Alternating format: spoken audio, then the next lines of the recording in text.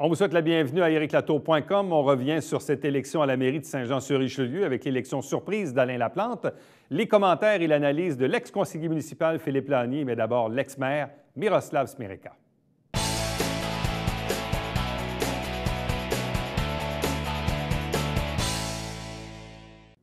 Avec quelques jours de recul, revenons sur cette élection à Saint-Jean-sur-Richelieu.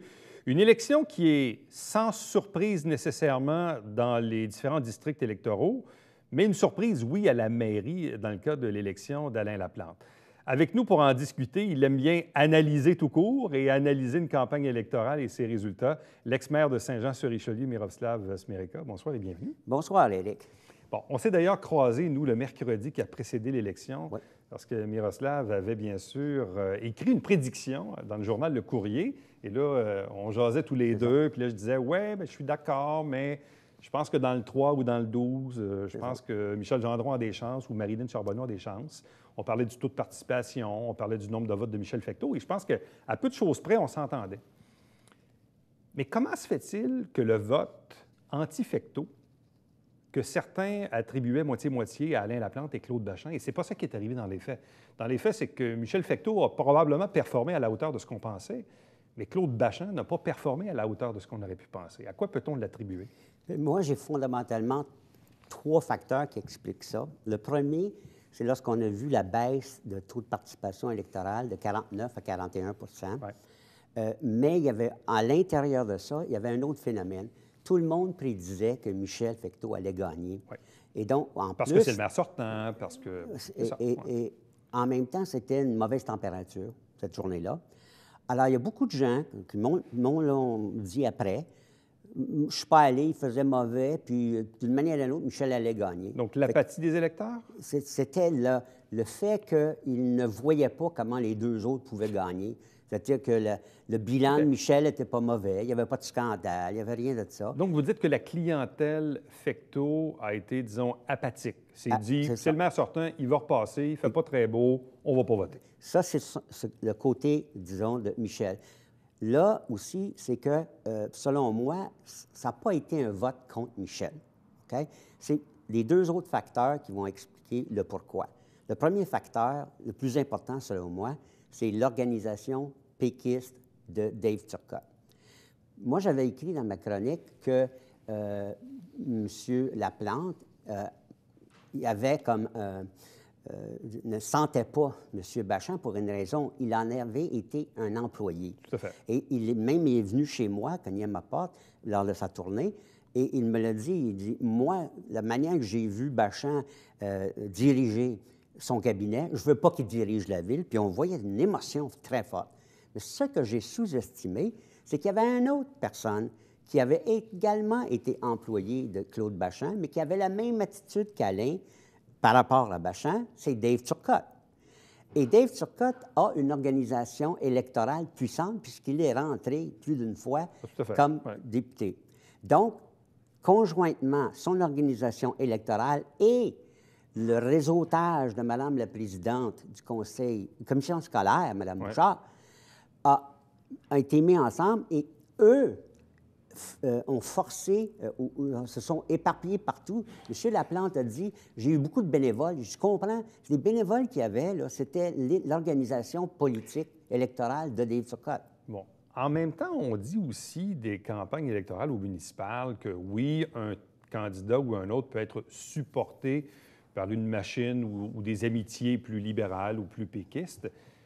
Mais dans les faits, il n'y a pas vraiment de couleur politique nationale à une élection municipale. On peut très bien avoir des libéraux qui ont voté pour M. Laplante ou des péquistes qui ont voté pour Michel Fecteau. Tout à fait, mais sauf que il faut...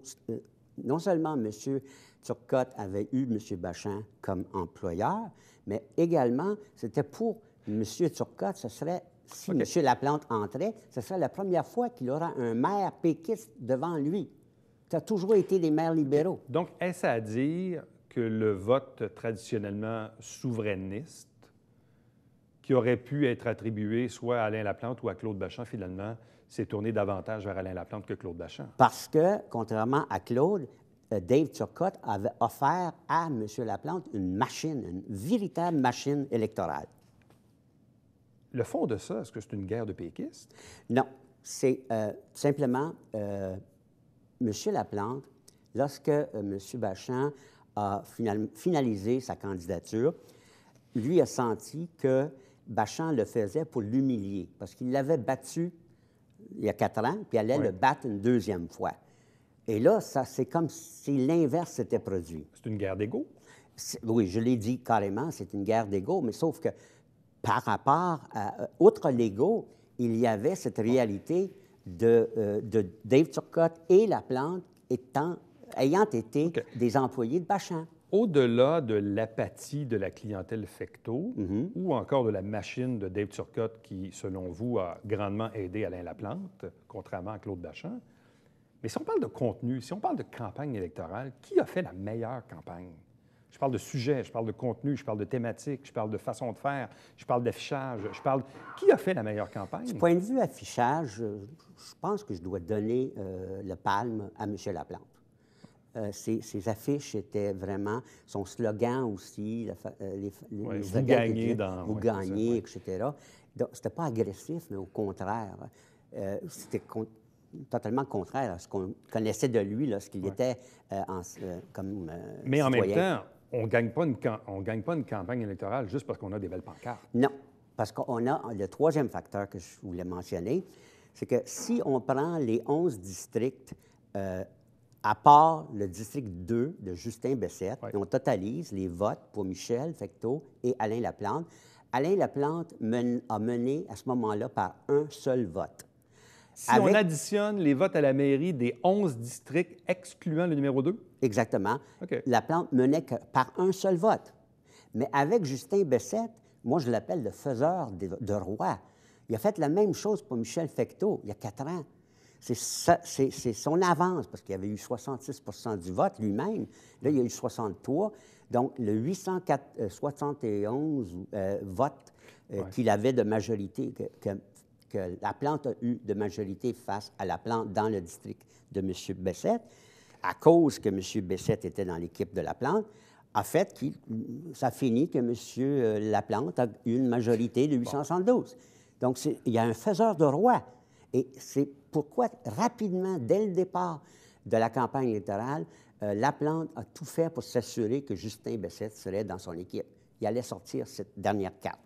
Et visiblement, les embûches que Justin Bessette a connues avec la commission, ça a eu comme zéro effet. Totalement, parce que les gens du district, quand on connaît le district, connaissent le caractère tant de Justin que de son père. Alors, donc, à la limite, ça servirait même à son avantage. Bien, il a perdu un tout petit peu, mais pas beaucoup, de 66 à 63 Mais revenons au maire sortant, parce que quand même, si on regarde justement le vote à la mairie par district, malgré tout, M. Fecteau a perdu le numéro 8, Vieux-Saint-Luc. Il a perdu le numéro 12, l'île Sainte-Thérèse, où même la candidate de M. Fecteau aussi n'a pas passé, malgré l'appui de Robert Quentin, où visiblement, ça n'a pas eu l'effet escompté. Donc, la question que j'ai envie de vous poser, oui, on explique toutes sortes de raisons pour dire voici ce qui s'est passé. Mais si on revient à Michel Fecteau, est-ce normal qu'un maire, après un seul mandat, n'ait pas été plus fort que cela? Ou s'il faut se reporter à 2013 et se dire, bon, bien, Michel Fecteau, finalement, a gagné avec quoi? 22 du vote dans une course à 9 candidats. Donc, même en 2013, la marge entre les candidats n'était pas très, très grande. Est-ce que Michel Fecteau a traîné ça pendant les 4 dernières années? Bien, il faut dire que Michel n'avait gagné que 3 districts sur 12. Ouais. C'est Stéphane Legrand qui en avait gagné 5. Et là, il y a eu cette complicité entre Legrand et Fecteau pour que son monde et son vote aillent vers Michel. Mais, ça a fonctionné pour les conseillers, mais pas pour Michel Fecteau lui-même. Ça a fonctionné. Justement, les candidats, parce que seul M. Quentin, sur les 5 de M. Legrand, ne se présentait pas, mais les 4 autres sont rentrés, 2 comme indépendants et 2 comme candidats de Fecteau. Mais sauf que c'est pas autant le fait que, comment je dirais ça, que ça a été un vote contre Michel. Je ne crois pas que ça a été un vote contre Michel. Ça a été plutôt vraiment une machine électorale pro-Laplante. Et pas simplement un mouvement populaire pro-Laplante, mais avec une machine qui était capable, qui avait prouvé qu'il était capable de sortir le vote. Quelqu'un me disait, on comparait un peu avec 2013. Il me disait, dans le fond, Michel Fecteau, il est passé de 22 à 36 C'est ça. puis Alain Laplante est passé de 19 à 38 Oui. Fin de l'histoire. C'est un peu ça? Bien, c'est que c'est pas seulement ça, c'est parce qu'il y avait le phénomène Bachand. Bachand, il a baissé. C'est-à-dire, il a baissé. Il est parti de 20 à 22 à peu près. OK. Mais quand vous regardez ça, là, on est dans la politique fiction. Mais disons que Claude Bachand ne se présente pas, c'est une lutte à deux. Ça finit comment? Ça a été beaucoup plus compétitif et avec toute la machine de Dave Turcotte, là, son avantage aurait été beaucoup plus que 800 quelques votes. Donc, Alain Laplante aurait passé, mais plus fort, c'est ça? Beaucoup plus fort. Dans une lutte à deux. À deux, oui. Mais c'est pas ce qui... Mais en même temps, le message que ça envoie, et je réfère un peu à l'éditorial de Gilles Lévesque dans le Canada français la semaine passée, il dit, bon, peut-être pas le scénario idéal, mais en même temps, c'est un peu dur à suivre parce qu'on se dit, bon, visiblement, les Joannais voulaient de la continuité parce qu'ils ont réélu 10 conseillers sortants sur 11, exact. À part Hugues Larivière, puis une nouvelle, évidemment, dans le 12, mais ils ont changé de maire. Donc, exact. Ils veulent une continuité, mais ils veulent un nouveau maire. Donc, qu'est-ce qu'on doit décoder de ce que la démocratie nous envoie comme message? Mais ce qu'on va décoder, c'est le tiraillement entre continuité et changement. Et derrière ça, tout va dépendre de la personnalité de M. Laplante. Et c'est là que ça devient important. Parce que M. Laplante, comme maire, dans son discours d'acceptation, m'a fait penser au philosophe allemand du 19e siècle, comme Hegel, qui disait, quand tu veux comprendre l'évolution de l'humanité, distingue entre l'essence puis l'apparence. Alors, M. Laplante, l'apparence, c'est que tout le monde est là pour servir les citoyens, donc on va s'entendre. Bon, ça veut dire que chacun va mettre un peu d'eau dans son vin. Ça, c'est l'apparence. L'essence, quand on connaît M. Laplante, c'est pas ça. C'est qu'il ne connaît pas l'existence du gris. Il connaît le noir ou le blanc. Et par conséquent, après une lune de miel de peut-être 2-3 mois, là, on va voir l'essence se ressortir. Pour le moment, il faut que l'apparence domine. Donc, pour les 100 premiers jours, ça va être bien beau. Mais il va y avoir des choses comme un cas spécifique de la question noir ou blanc. Je prédis, je te le dis, là, que ton frère va perdre sa job. Il va être remplacé par Guy Grenier, le candidat dans le numéro 1. Parce que c'est ça pour M. Laplante, le changement. Est-ce que ce n'est pas légitime en même temps qu'un nouveau maire puisse et veuille former son propre cabinet politique? Justement, quand M. Dolbeck a quitté et M. Fecteau est devenu maire, là, M. Fecteau a compris le gris. Plusieurs disaient, bien, comme Sylvain était plus vu comme du côté de Stéphane Legrand, il allait perdre sa job. Mais Michel, il comprend le gris, il comprend que la politique, c'est l'art du compromis, et il a modifié le titre du poste de ton frère, mais en même temps, le contrat a été renouvelé parce que c'est un contrat. Donc, en conclusion, on verra si le nouveau maire, Alain Laplante, arrivera à comprendre le gris dans les prochains mois. Exactement. C'est ça le point d'interrogation. Oui. On lui posera comme question à son prochain retour. Mais merci beaucoup, Miroslav Smereka. Toujours intéressant. Plaisir. Merci. Restez avec nous puisqu'au retour, on poursuit également l'analyse de cette campagne.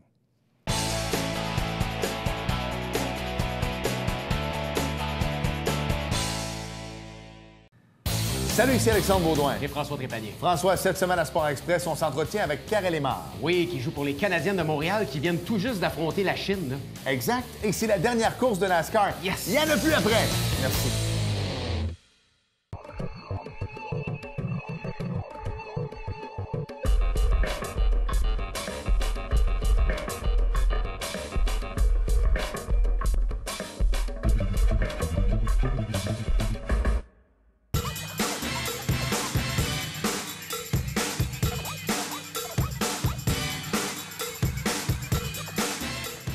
Dimanche, 9h30, Télé Bingo, on vous attend.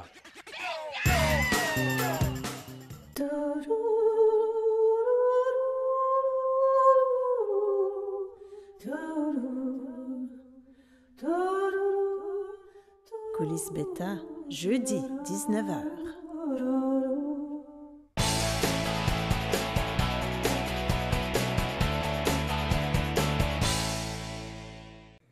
C'est connu, il aime beaucoup la politique, il aime beaucoup analyser la politique, il a lui-même fait de la politique. Philippe Lanier est avec nous. Bonsoir et bienvenue. Bonsoir, Éric. On s'était dit dans la dernière année, d'ailleurs, sur la base d'un historien, que depuis que Saint-Jean vote un maire au suffrage universel, de 1920 à aujourd'hui, jamais un maire sortant n'a été battu, à l'exception de Bernard Dussault, mais qui était un maire par intérim. Et qui avait été coopté par le Conseil. Et battu par Ronald Beauregard. Mais sinon, jamais un maire sortant n'a été battu. Et même, on regardait l'étude du DGEQ qui nous montre que 80 des élus sont réélus. Pourquoi Alain Laplante a-t-il réussi le tour de force de battre un maire sortant? Selon moi, il y a différentes causes qui expliquent ça. La cause la plus importante est l'effondrement du vote de Claude Bachand. On voyait Alain Laplante et Claude Bachand séparer la même clientèle, se séparer de la même clientèle. Et là, M. Bachand a eu, je crois, 23 des votes. Donc, ça a favorisé évidemment l'équipe Laplante et Alain Laplante. Deuxièmement, il y a l'effet Justin Bessette, qui était dans l'équipe de M. Laplante, qui a eu encore une fois un score très important dans son district, qui a propulsé M. Laplante vers le haut. Et il y a aussi la qualité de l'organisation de l'équipe Laplante, son affichage, le dynamisme qu'il a déployé. Et je dirais que le maire sortant a été incapable de vendre son bilan, de défendre son bilan, de défendre son administration. Et pourtant, son bilan n'était pas mauvais. Les taxes avaient peu augmenté dans la ville, dans le centre, enfin. Il y a eu des travaux au centre-ville. Il a réalisé l'église Trinité à Iberville. Les fêtes du 375e. Le bilan du maire n'était pas mauvais, mais au niveau des communications, sa campagne a été inefficace et il a été incapable d'en profiter de son bilan et de le vendre. Bon. En même temps, on se dit, phénomène Justin Bessette, qui, il y a 4 ans, supportait Michel Fecteau. Absolument. Et a grandement contribué à l'élection de Michel Fecteau. À l'élection de M. Fecteau. Et cette fois-ci, pour les raisons qu'on connaît, il lui fait faux bond. Il appuie Alain Laplante. Et c'est Alain Laplante qui profite de la popularité, de la notoriété de Justin Bessette. Et visiblement, comme je le disais tantôt avec Miroslav Smereka, parce que, évidemment, l'équipe Fecteau a tenté de peinturer dans le coin un peu Justin Bessette avec ses ennuis à la commission municipale du Québec et tout ça, la suspension et tout ça. Et finalement, ça a zéro effet. Là. Les électeurs ont passé outre. Ils ne lui en ont pas tenu rigueur. Ils lui ont renouvelé leur confiance en lui avec l'effet qu'on voit aujourd'hui. Et en son chef. Bon. En même temps aussi, je faisais remarquer à Miroslav Smereka tantôt, Michel Fecteau aussi a perdu, quand on regarde le vote à la mairie par district, des secteurs comme le Vieux-Saint-Luc ou l'île Sainte-Thérèse, des secteurs où traditionnellement, le vote Delbecq, le vote Legrand aurait dû suivre. Mais encore là, l'effet des jeunes familles, l'effet jeunesse a souri à Alain Laplante, même dans un district numéro 12, où Robert Quentin appuyait une candidate, mais visiblement, les gens n'ont pas suivi la recommandation de Robert Quentin. Absolument. Il faut faire attention parce que le vote de Stéphane Legrand, là, qui était candidat en 2013, il y avait beaucoup de jeunes familles là-dedans, qui n'ont pas automatiquement été à Michel Fecteau ou à Claude Bachand. Plusieurs, manifestement, sont allés du côté d'Alain Laplante. Bon. Tu as dit en entrée de jeu, le vote de Claude Bachand s'est effondré et le vote d'opposition à Michel Fecteau s'est cristallisé vers Alain Laplante. Pourquoi le vote de Claude Bachand s'est-il effondré? Claude Bachand a été député pendant 18 ans. Il est arrivé deuxième à 500 votes de Michel Fecteau il y a 4 ans. Il se restait une deuxième fois, mais là, cette fois-ci, ça n'a pas fonctionné. Peut-être que la notoriété de M. Bachand est peut-être moins grande qu'elle était parce qu'il n'est quand même plus député depuis 2011. Donc, ça fait déjà 6 ans. Et deuxièmement, on en avait parlé en 2013, la qualité de son équipe. Rappelez-vous, en 2013, son équipe, on l'avait dit, était plutôt bancale. Et cette année, c'est encore le cas. Et encore pire, il n'a pas des candidats dans tous les secteurs qui font la promotion de sa candidature. Il a bien tenté des alliances avec des candidats indépendants, mais ce n'est pas comme une équipe qui est aux portes et qui vend ton message et qui te vend. Lui-même, dans une entrevue qui a été diffusée hier, reconnaissait que ça a été mal compris de la part de l'électorat, de dire on vous présente une demi-équipe parce qu'on appuie des candidats qu'on aime bien puis qu'on respecte. Il dit finalement, elle pense que les gens n'ont pas vraiment compris ce qu'on voulait faire. Je serais d'accord avec cette analyse-là. Les gens suivent peu la politique municipale, votent selon les impressions, les connaissances des personnages, les pancartes, les affiches de M. Laplante étaient les plus efficaces. Là. En même temps, il y a un phénomène un peu particulier aussi au municipal. Oui, il y a des équipes, Mais Philippe, si tu savais le nombre de gens que j'ai rencontrés qui m'ont dit, je donne 2-3 exemples. Quelqu'un m'a dit, moi, j'habite à Iberville. Moi, je vote pour Justin Bessette, puis je vote pour Michel Fecteau. Tu dis, ouais, mais c'est parce qu'ils ne sont pas dans la même équipe. Non, non, mais c'est pas grave, je les aime pareil. OK. J'ai vu quelqu'un, moi, dans mon quartier, qui me dit, moi, je vote Mme Poisson, mais je vote Alain Laplante. Oui, mais j'ai dit, c'est parce qu'ils ne sont pas dans la même équipe. Oui, mais M. Laplante, il est plus jeune, nouvelle génération. Puis j'aime beaucoup Mme Poisson parce que c'est une bonne conseillère. Donc, tu te dis, finalement, là, est-ce que les gens suivent tant que ça ce qui leur est proposé? Au niveau des équipes? Bien, je veux dire, c'est 2 bulletins de vote, là. Ils ne sont pas Exactement. sur la même feuille, on ne le saura jamais. Mais quand on regarde les résultats, même dans le cas de l'Acadie, Alain Laplante a gagné le vote de l'Acadie, mais c'est Christiane Marcoux de l'équipe Fecteau qui a gagné à 32 votes sur Mme Messier.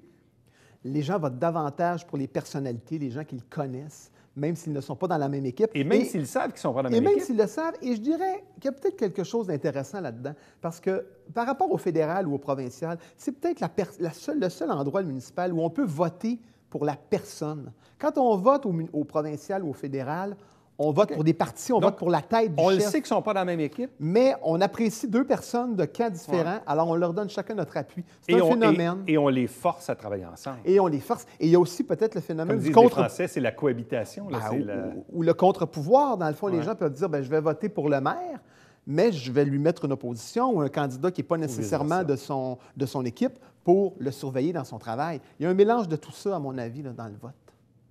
Bon, toute participation décevant, mais ça, malheureusement, il était prévisible. À chaque année, on le dit. Écoutez, moi, je lance une idée, puis elle n'est pas de moi, là, ça circule ailleurs, mais est-ce que le directeur général des élections pourrait penser un jour à peut-être regrouper des élections? Dire une fois aux 4 ans, on fait des élections provinciales, municipales et scolaires, et voilà, on en parle une fois aux 4 ans et c'est réglé. On monopolise les travailleurs seulement une fois et on crée un engouement pour une espèce de campagne électorale gigantesque. Parce qu'on en parlera autant comme autant. L'an prochain, c'est les élections scolaires. Je peux déjà vous dire, vous allez recevoir peut-être des candidats ici. Aïe, aïe, Le taux aïe. de participation va être Anémique. encore pire que ce qu'on a vu là. clair, là. c'est clair. Alors, je pense Mais- qu'il y a des mesures drastiques à prendre. En même temps, il y a un drôle de message là-dedans parce que les électeurs ont fait le choix de réélire 10 conseillers sortants sur 11, à à fait. l'exception de Hugues-Larivière qui a été battu. Puis dans le cas du 12, bien, le conseiller sortant ne se représentait pas. Donc les gens, finalement, et comme le disait Gilles Lévesque dans son éditorial du Canada français, finalement, le monde doit être assez satisfait de l'administration parce qu'ils ont voté dans la continuité, ils ont reconduit 10 conseillers sur 11, mais ils ont décidé de changer de maire. Ils ont voté pour le changement dans la continuité. C'est aussi Mais paradoxal, mais un peu- c'est ça quand même. Exactement. On change de maire, mais on reconduit les acteurs en place sur 10 cas sur 11, dans le fond. Bon. Là, évidemment, on ne sait pas encore ce qui va se passer lundi prochain, parce que c'est le premier conseil municipal. Alain Laplante a été assermenté lundi soir. Il doit former son comité exécutif, 4 personnes, ce qu'il peut faire par lettre au greffier dans les prochains jours. Par contre, lundi, il doit déposer en principe une résolution visant à combler les postes de comité. Là, il va se passer quoi? Il va se passer quoi avec Mélanie Dufresne, avec Jean Fontaine et Marco Savard, 3 indépendants réélus? Il y a l'équipe Fecteau, le bloc des 6, qui semble vouloir se tenir, en tout cas à court terme. Il va se passer quoi dans les prochaines semaines? Vous savez, un des défis importants du nouveau maire, c'est de rassembler et d'aller chercher des appuis du côté de l'opposition, du côté des indépendants, mais aussi du côté de l'opposition. Et je pense qu'il n'y a pas le choix. Parce que moi, j'ai vécu le conseil provisoire, si vous vous rappelez, de 2001 à 2002, là, où on était toujours égaux, le nombre de conseillers d'un côté, de l'autre, le maire devait trancher. Ce pas des situations agréables, parce qu'il y a toujours un risque d'être Je suis profondément renversé. convaincu, 2 choses l'une. Je ne pense pas qu'Alain Laplante va vouloir perpétuellement se faire battre à 7 contre 5 sur des résolutions. Et je ne pense pas non plus qu'Alain Laplante a le goût constamment d'être obligé de trancher. Disons qu'il y a des votes et on est à 6 contre 6 et que le maire est obligé de trancher. Ça, c'est si tout le monde est présent. Oui, puis s'il y a un là. absent, exactement. Pas de maladie, pas de vacances. Là. C'est pas une situation qui est... À long Et là, terme, ça veut ce dire n'est qu'un pas conseil, tenable. tu votes pour quelque chose, puis là, tu profites d'une absence, puis là, 2 semaines après, Ben oui. le gars revient, la fille revient, puis finalement, on repasse la résolution, puis on défait celle de l'avant. Absolument. Ça, on ne veut pas ça non plus. Alors, son défi, c'est ça, c'est de rassembler les indépendants, mais aussi de convaincre les gens de l'équipe Fecteau, enfin, peut-être pas tous, parce qu'on a vu hier qu'il y en a qui ne sont pas ouverts ou qui sont moins ouverts que d'autres, là, mais d'aller convaincre 1 ou 2 ou 3 de ces personnes-là d'adhérer à certains de ces projets. On est dans le monde des rumeurs, mais bon, visiblement, on a les mêmes rumeurs, peut-être les mêmes sources. Quant au comité exécutif, où visiblement, M. Laplante ferait le choix de son conseiller Justin Bessette et de la petite nouvelle Marilyn Charbonneau, Probablement la venue de Marco Savard et de Mélanie Dufresne, 2 indépendants à l'exécutif. En tout cas, jusqu'à date, à moins du contraire lundi prochain, mais pas personne de l'équipe Fecteau. Est-ce que c'est une bonne chose, une mauvaise chose? Est-ce que c'est stratégique? Bien, il faudra voir l'ensemble de ces comités, l'ensemble des postes intéressants qu'il y a à offrir. Et aussi, sera-t-il préfet, M. Laplante? Aura-t-il droit à un appui de plus à la MRC? Il y a des rumeurs qui disent qu'il ne le sera pas. Il y a d'autres qui disent que peut-être qu'il va l'être. Alors, il faudra voir l'ensemble du tableau avant de dire, je comprends que l'exécutif, c'est un élément important, mais avant de dire, est-ce que c'est bon son exécutif ou pas, moi, j'aime mieux voir l'ensemble du tableau et l'ensemble de ses choix avant de me prononcer. Il a fait le choix, lundi soir, au moment de la sermentation, de faire taire une rumeur qui circulait depuis une semaine, de dire « Ah, Alain Laplante va arriver, puis là, ça va être le festival des congédiements ». Et ça, visiblement, il a dit lundi soir, non, oubliez ça, là, c'est pas fondé. Ça, je pense que c'était très stratégique de sa part. Il a mis fin aux rumeurs en disant aux employés municipaux, il n'y aura pas de purge, donc arrêtez de partir des rumeurs là-dessus. Parce qu'il a besoin d'eux, et il l'a dit dans son discours, pour mener à bien ses projets, il a besoin de sa fonction publique. Parlons de l'équipe Fecteau, un bloc de 6, avec entre autres Yvan Berthelot, qui est conseiller de longue date, 98. Vous avez siégé avec lui. Oui. Yvan Berthelot ne l'a pas félicité lundi soir et de plus, il a même dit, en regardant Michel Fecteau, « Je suis orphelin de mère ». Est-ce que ça augure, disons, difficilement dans les relations Berthelot-Laplante, qui n'ont jamais été très bonnes, ceci dit? C'est clair que c'était pas très élégant comme geste, là. Mais bon, M. Berthelot a le droit de se camper, c'est son droit. Mais moi, je pense qu'au départ, tous les conseillers ont le devoir d'essayer de travailler ensemble, de travailler avec l'équipe qui est élue. Si ça ne fonctionne pas, bien là, on tire nos conclusions, puis on se campe plus. Mais je pense que dès le départ, et là, M. Laplante aussi a un travail à faire. Il doit essayer de se rapprocher de M. Berthelot. Je pense que c'est les deux, là. Les deux ont à au moins s'asseoir ensemble et voir s'ils peuvent mutuellement apporter quelque chose. M. Berthelot est un conseiller d'expérience. Il a beaucoup à apporter à la Ville.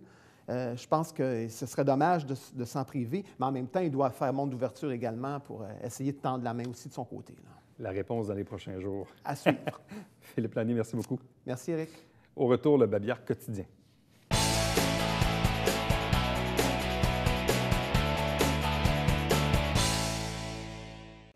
Guide loisirs et complicité, édition hiver 2018, c'est maintenant à vos portes ou disponible sur Internet. Ne manquez pas notre Télébingo, tous les dimanches matins, 9h30 en direct avec 4 000 $ en prix et 30 dépositaires pour acheter vos livrets pour la liste tvhr9.com. À demain. Bye-bye.